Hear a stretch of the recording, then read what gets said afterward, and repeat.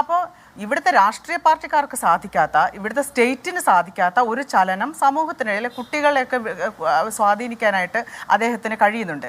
ലഹരിയുടെ വഴിയെ പോകട്ടെ, അദ്ദേഹത്തിൻ്റെ ആശയം ഒരുക്കി ആ 100% സത്യമായിട്ടുള്ള ആശയം, വരേണ്യബോധത്തിനെതിരായിട്ടുള്ള ആശയത്തെ ഞങ്ങൾ 100% ഞങ്ങൾ പിന്തുണയ്ക്കും. പിന്നെ ഇതൊരു എന്താ പറയേണ്ടത്, ഇതൊരു സെലക്റ്റീവായിട്ടാണ് ഞാൻ ഇതിനെ കാണുന്നത്. ഇതിനേക്കാളും കഞ്ചാവും MDMA-യും സിനിമാ മേഖലയിൽ ഇവിടെ ഒഴുക്കിയ മനുഷ്യരെ പോലീസിന് നന്നായിട്ട് അറിയാം, ആരാണെന്നറിയാം. അവരുടെ പുറകെ ഒരിക്കലും പോലീസ് പോകത്തില്ല. ഇപ്പം ഒന്നും പോകണ്ട. ഇപ്പോൾ ഷൈൻ ടോം ചാക്കോനെ ആദ്യം പിടിച്ചപ്പം കോടതിയിലെത്തിയപ്പം അതിനകത്ത് അദ്ദേഹത്തിൻ്റെ ആ ഷൈനിൻ്റെ മെഡിക്കൽ എടുത്തിട്ടില്ല.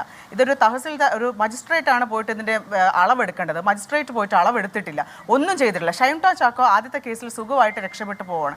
ഇവിടുത്തെ വിഷയം പിന്നെ ഞാൻ വേണമെങ്കിൽ ഗണേഷ് കുമാറിന് ഒരു കാര്യം ചെയ്യും. ഇപ്പം ഈ പുലിനഖത്തിൻ്റെ കാര്യമൊക്കെ പറയുന്നുണ്ടല്ലോ. പുലിനഖം ഇവിടെ മാത്രമേ പ്രശ്നമുള്ളൂ. പുലിനഖം വേടന് തായ്ലൻഡിൽ നിന്ന്